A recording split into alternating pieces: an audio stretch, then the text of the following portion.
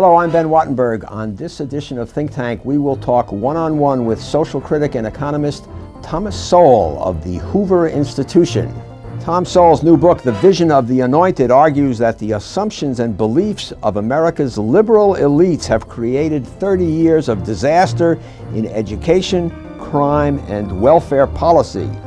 What are these assumptions? Are they wrong? Where are they leading us? A conversation with Thomas Sowell this week on Think Tank.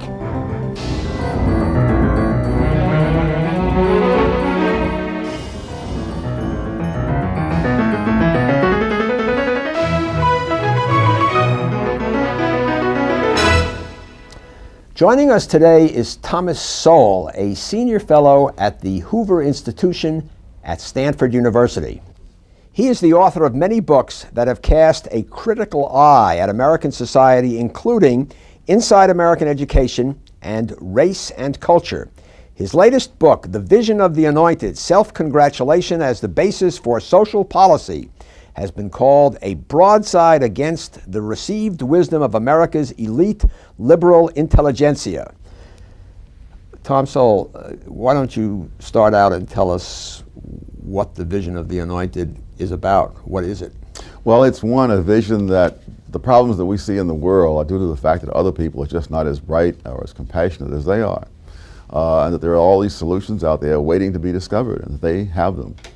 And that these solutions ought to be imposed upon the rest of us by the power of government, through taxation or in other ways. And what's really crucial about it is that their passion is so much greater than the passion on the other side, largely because what they have involved is more. Who is the they? Oh, the media elite, the academic elite, political elites. And the reason we can talk about their vision, even though they obviously vary in their opinions, is that the basic set of underlying assumptions about the world are very similar. And because these assumptions are the prevailing assumptions, the need to find evidence for them or to offer proof is much less. If something happens, they'll explain it in a way which will fit that vision. For example, when they find that prenatal care is less among blacks than among whites, and that infant mortality rates are higher, they immediately assume this is because of society's neglect, and therefore if only the government will step in and provide more prenatal care, that problem solves itself. But in reality, other groups have even less prenatal care than blacks and don't have any more infant mortality than whites. But they don't ever get to that second stage, because once they've seen something that fits their conception of how the world works, that's sort of the end of it. Let me go back to that idea of who the they is. I mean, in your cosmology, are these liberals? Is that what they are? Yes. You got the New York Times, the Washington Post, Harvard, Stanford, the Edward Kennedys, all the usual suspects. Let me. But it's more than those particular people, because this mindset goes back at least 200 years. Who does it start with? What is? I don't know where it starts, but you can find it in the 18th century. If you read William Godwin, Inquiry Concerning Political Justice in 1793, you have the whole vision laid out just as it was in the 1960s. But the 1960s were a crucial point, because that's when this vision became dominant. This sort of arrogant vision that we know best. Oh, yes. And don't even have to subject it to normal forms of proof. Oh, absolutely not. Absolutely not. Let me read you something that Speaker Gingrich wrote in his book, To Renew America. He said, since 1965, there has been a calculated effort by cultural elites to discredit this civilization and replace it with a culture of irresponsibility that is incompatible with American freedoms as we have known them. Do you buy that? Is that basically what you're saying? Yes, although I would limit that to those who are sort of at the top of this kind of thing. Because further down, the people believe things because so many others believe them, because they're in the air and so on. But you know, I was particularly interested in what he said was that it is a calculated effort. This now, do you believe that the people, the anointed, as you call them, are sitting around in a conspiratorial mode, calculating, as Newt Gingrich says, and saying, here's what we're going to do, Or do you just think they're wrong and this is what they believe and they have this certain arrogance about it? Because it's two very different ideas. This is why I made the distinction between the leaders and the others. I mean, I think that when people say things like, more American wives are battered on Super Bowl Sunday, you see, than any other time of the year, and there's not a speck of evidence for that, that is calculated. Because there is no data that can even be misinterpreted that way. In other words, because there is no data, period. And so, yes, but I think that 99% of the people who believe it are not calculating. Mm-hmm. And I think one of the reasons that it flies without even being challenged for evidence is that there is a certain vision of how the world is, and in that world, men are oppressing women. And therefore, when you say something like this, it fits the vision, and that's the end of it. There's no demand for evidence. You have in your book sort of a series toward the beginning of how the actual process works of forming one of these ideas and selling it and rejecting the proof. Maybe you could just kind of march it through this as a model of it. All right, there's a four-stage pattern. And in the first stage is what I call the crisis. And so we're hyped to believe that something is a terrible crisis for which something must be done. What was fascinating to me in doing the research for the book is that very often the thing that's said to be in crisis has often been getting better for years on end. But that gets ignored. Then the second stage is... For example, infant mortality, to use one of the I'm thinking about teenage pregnancy and venereal disease. Those things were getting better. Teenage pregnancy was going down for more than a decade before sex education was introduced. Venereal disease, syphilis in the 1960s had only half the incidence that it had in 1950. So all these things are going down, yet we're said to need sex education to deal with this crisis, which is then manufactured. And again, this is where the calculated part comes in. Now, 99% of the people who hear this don't know that. But the reason they accept it is because they also share the same vision. And because this is consonant with that vision, they don't have to ask for evidence. All right, so what's stage two? Stage two is the first one is there's a crisis. Yes. They establish a crisis, usually an artificial one. Yes. Okay. Then stage two is the solution. You have a solution for this crisis. In this case, you have sex education in the schools. And then at that point, you say, if we do this, this will lead to beneficial result A. The critics say, no, it'll lead to detrimental result Z. Stage three, you put it in the results, you put it in, and directly you find detrimental result Z, namely venereal disease and teenage pregnancy take off into the stratosphere. And then stage four is the fascinating part, in which they simply say, no, that doesn't prove that this was a bad policy, because there are many factors. There's complexity. It's simplistic to blame it on this. But they run through this routine on so many different things, including crime. Similarly, they said, in 1960, Judge Bazelon said we just desperately need to have some kind of change in the criminal justice system. Now, in 1960, there were fewer murders than there had been in 1950, 1940, or 1930. But again, that was completely ignored. And so now we have the revolution in the criminal justice system. People say, no, if you have put these new things in, there'll be more crime than before. They put them in. Almost instantly, the declining crime rate turns around and heads up again. And they say, no, it's simplistic to blame this on this. There are the root causes and the neglect of society and all the rest of it. So it's heads I win, tails you lose.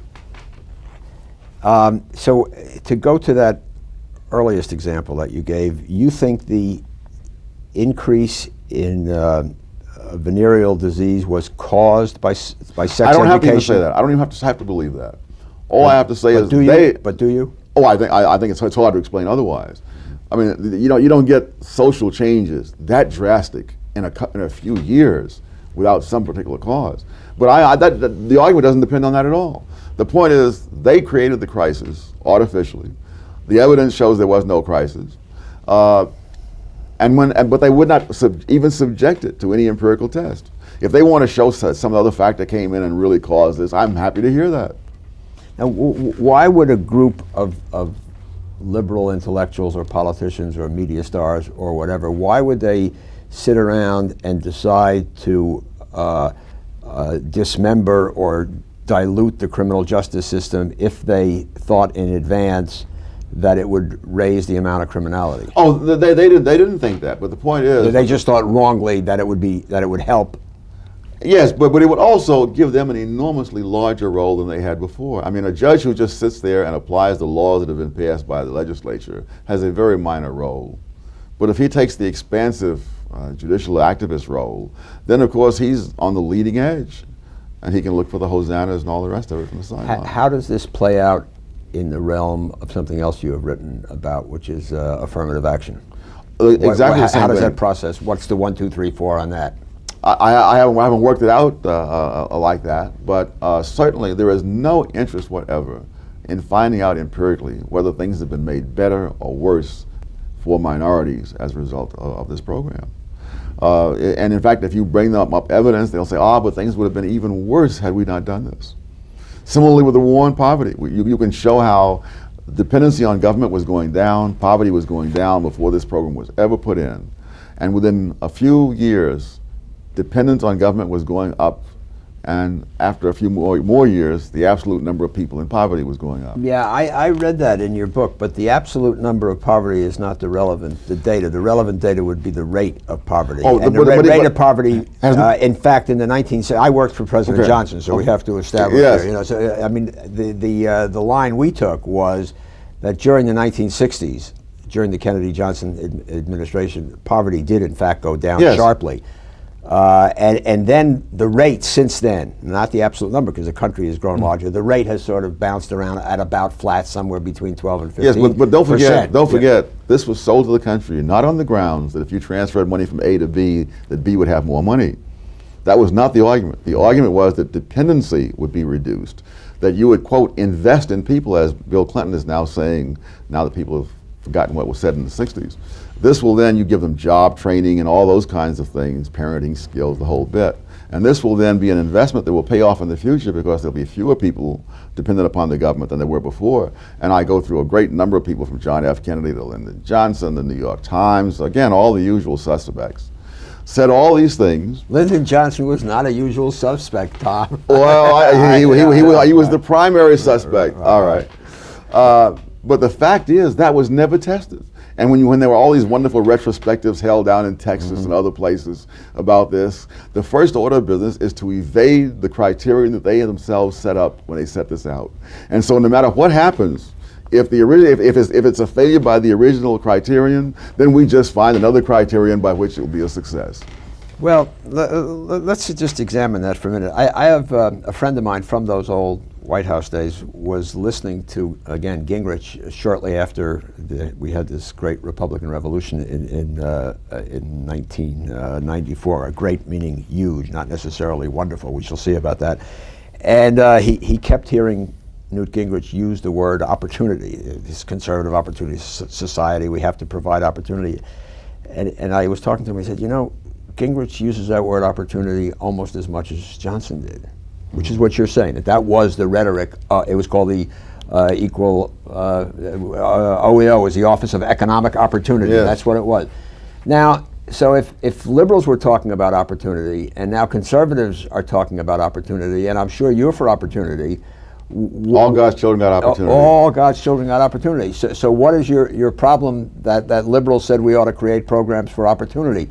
And in point of fact, I mean, just to, I won't say play devil's advocate, because I mean, a lot of the things that came out of the Great Society, I mean, building all those junior colleges and community colleges. Oh, I would disagree entirely. I think that was a tragedy of the first magnitude. That was a tragedy. Yes. Why is that a tragedy? You have millions of people who have absolutely no desire for an education, using up billions of dollars of the taxpayers' money, and not only not getting an education themselves, making it more difficult to give an education to those people who came to college with an idea of getting one. Now, you say they have no desire for an education. I mean, nobody is herding them into these community colleges and into the junior colleges and into the state university. I mean, they have a desire, obviously. No, they do not, obviously, because lots of things go on in those places that are not education. I mean, where else can you find so many young people of the same age and opposite sex in one place? A nice, convenient place to be. But anyone who is taught in these, in a lot of these places, this ferocious desire for education as such is not terribly visible. And I taught at places where we've gotten, you know, the upper 10, 15% of students. I mean, UCLA and whatnot. Neither I nor my colleagues found this great desire for education as such. They wanted to be in ivy-covered buildings for 4 years in order to get more money when they graduate and have a good time while they're there.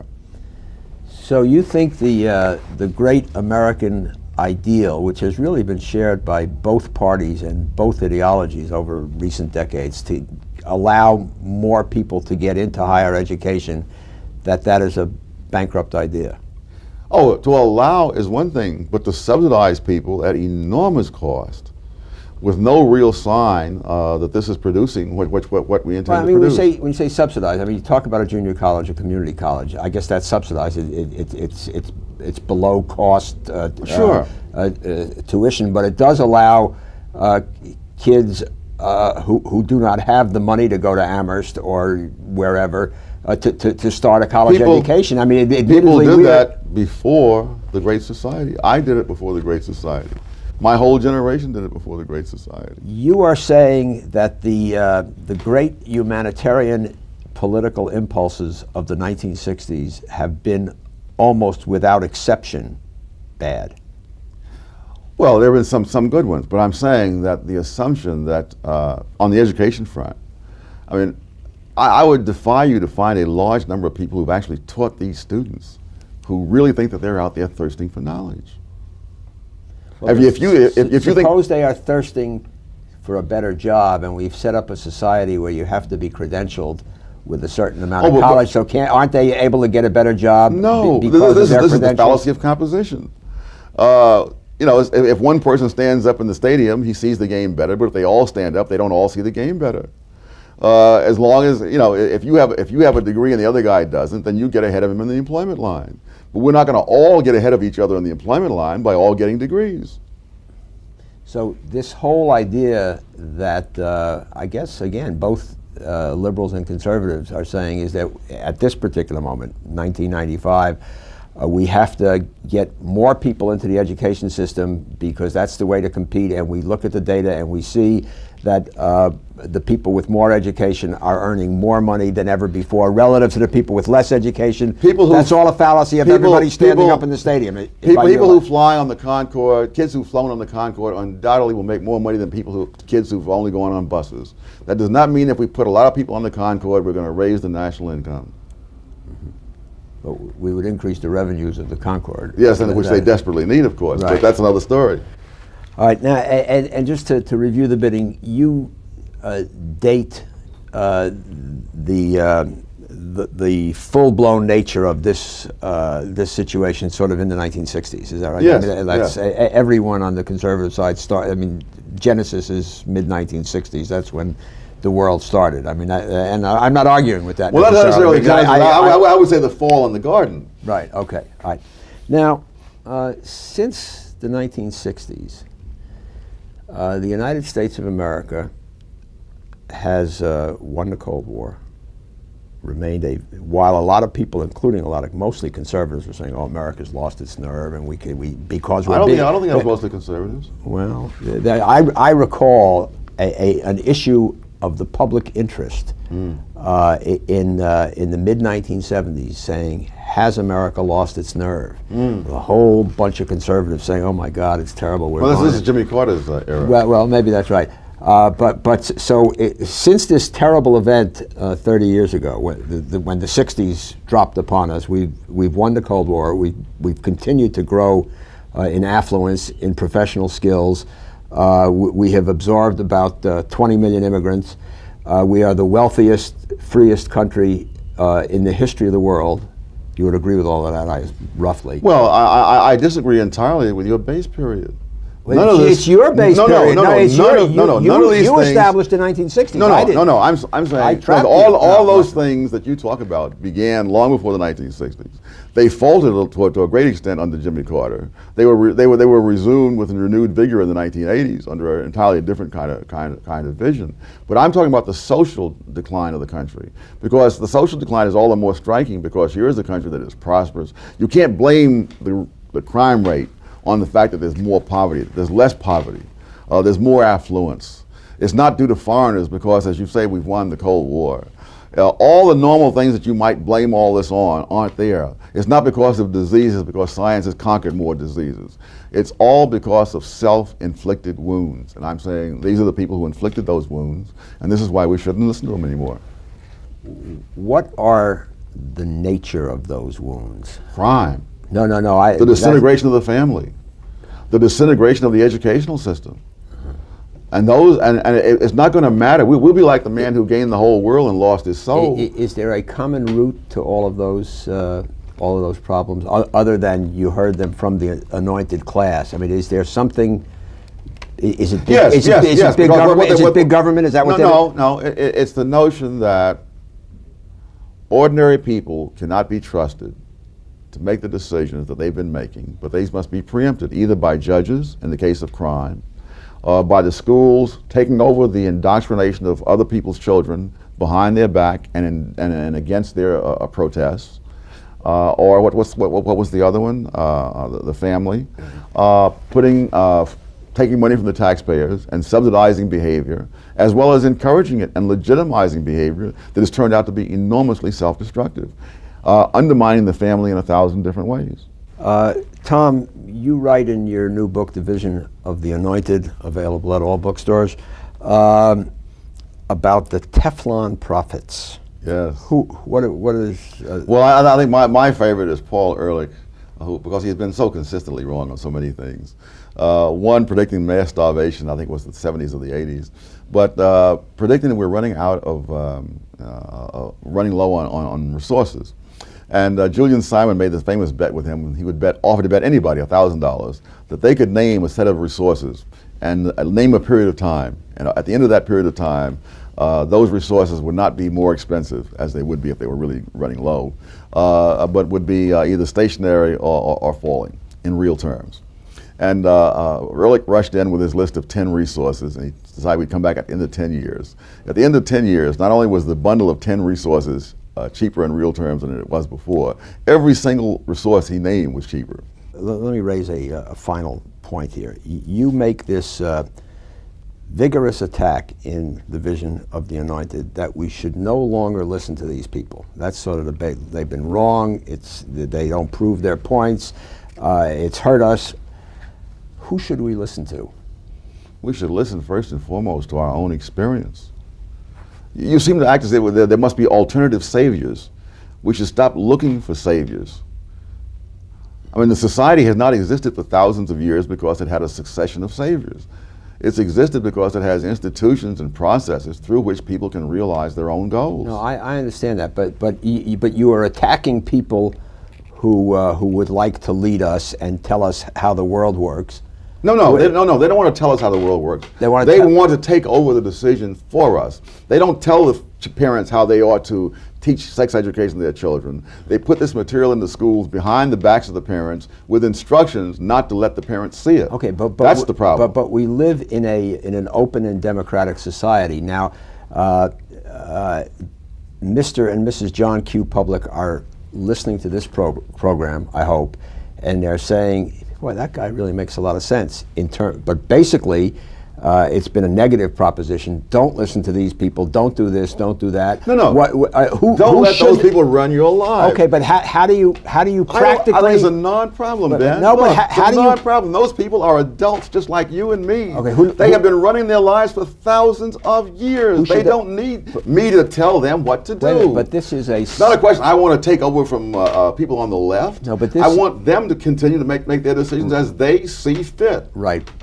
But this is a democracy. They have to vote. Even in a democracy, they can live their lives as they see fit. Who should they vote for?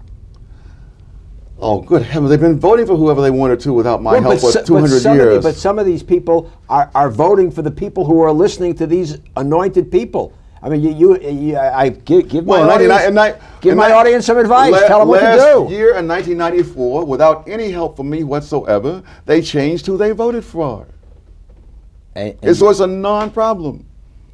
You say without any help to you, but you and your confreres in the conservative movement, I think, have had an influence but it wasn't because of this book, obviously.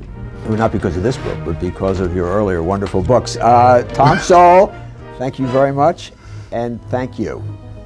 Please send your questions and comments to New River Media, 1150 17th Street Northwest, Washington, D.C. 20036.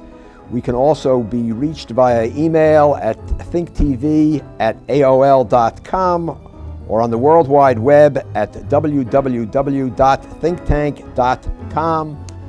For Think Tank, I'm Ben Wattenberg.